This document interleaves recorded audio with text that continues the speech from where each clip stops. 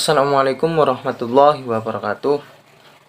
Perkenalkan, kami dari kelompok 2 mata kuliah Hukum Perjanjian dan Perikatan dengan judul Daya Kerja Hukum Perjanjian, di mana yang beranggotakan saya Reza Nikmatul Asar, yang kedua Naili Sa'adah, yang ketiga Sindia Nikmatul Maula, dan yang keempat Siti Zuhratul Izzah. Baik, di sini kami akan membahas mengenai judul tersebut. Yang pertama ialah akibat hukum suatu perjanjian terhadap para pihak. Dalam pengertian ini, akibat hukum merupakan sumber lahirnya hak dan kewajiban bagi subjek-subjek hukum yang bersangkutan. Misalnya, mengadakan perjanjian jual beli, maka telah lahir suatu akibat hukum dari perjanjian jual beli tersebut, yakni ada subjek hukum yang mempunyai hak untuk mendapatkan barang dan mempunyai kewajiban untuk membayar barang tersebut.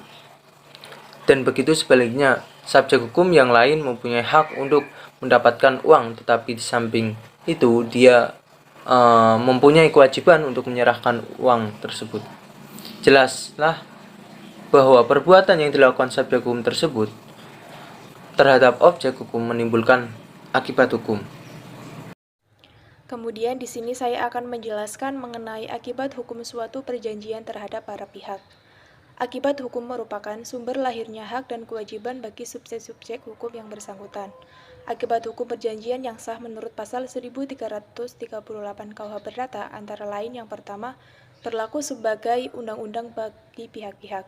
Artinya, pihak-pihak harus mentaati perjanjian itu sama dengan mentaati undang-undang.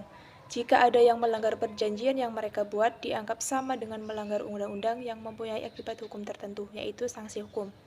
Kemudian yang kedua, tidak dapat ditarik kembali secara sepihak. Artinya, perjanjian yang telah dibuat secara sah harus mengikat pihak-pihak.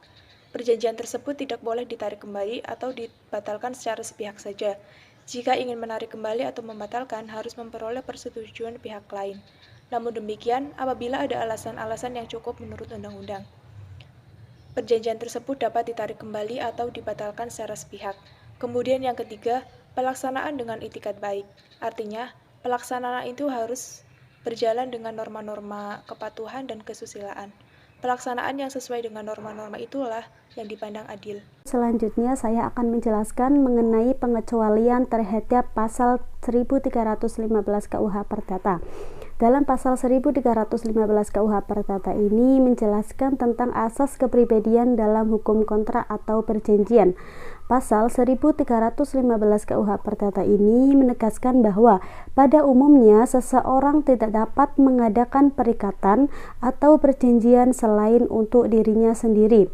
Namun demikian, ketentuan itu juga seperti dalam pasal 1311 KUH Perdata yang menyatakan bahwa dapat pula perjanjian diadakan untuk pihak ketiga bila suatu perjanjian yang dibuat untuk diri sendiri atau suatu pemberian kepada orang lain dan mengandung suatu syarat.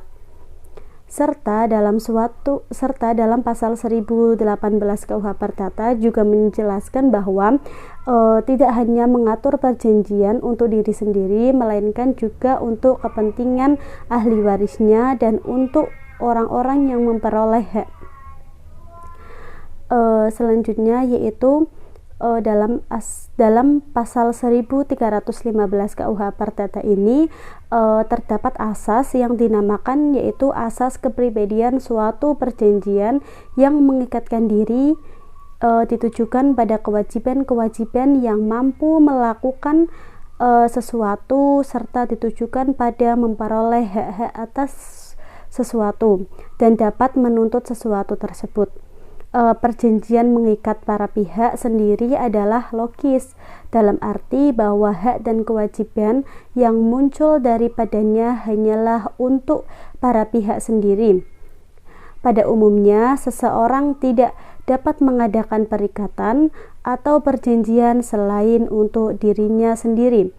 Sementara menurut ketentuan pasal 1340 KUH Perdata menyatakan bahwa perjanjian hanya berlaku antara pihak yang tercipta, maksudnya yaitu bahwa perjanjian yang dibuat oleh para pihak yang hanya berlaku bagi mereka yang dibuat, namun ketentuan tersebut sesuai dengan apa yang dinyatakan dalam pasal 1311 KUH Perdata.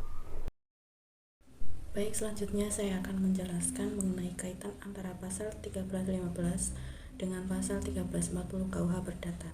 Kaitan antara pasal 1315 dengan pasal 1340 KUH Perdata telah dijelaskan pada asas-asas hukum kontrak, yaitu asas kepribadian, di mana asas kepribadian merupakan asas yang menentukan bahwa seseorang yang akan melakukan dan atau membuat kontrak hanya untuk kepentingan perseorangan saja.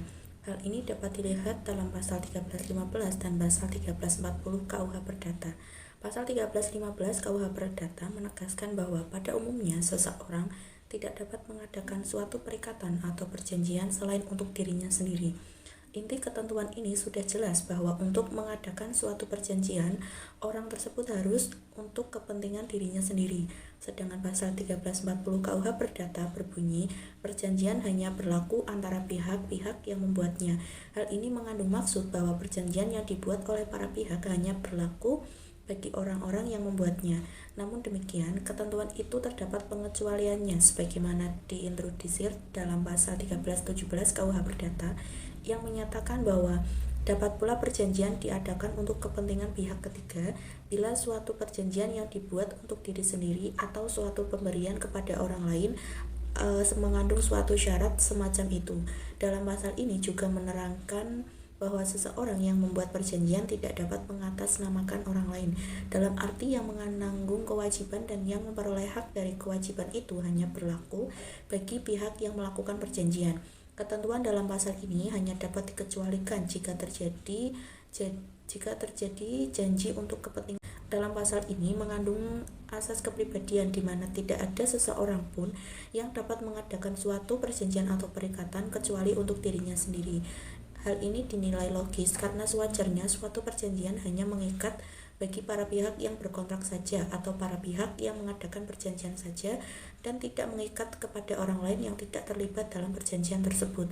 Menurut pasal 1315 KUH Perdata disebutkan bahwa pada umumnya tiada seorang pun dapat mengikatkan diri atas nama sendiri atau meminta ditetapkannya suatu janji melainkan untuk dirinya sendiri.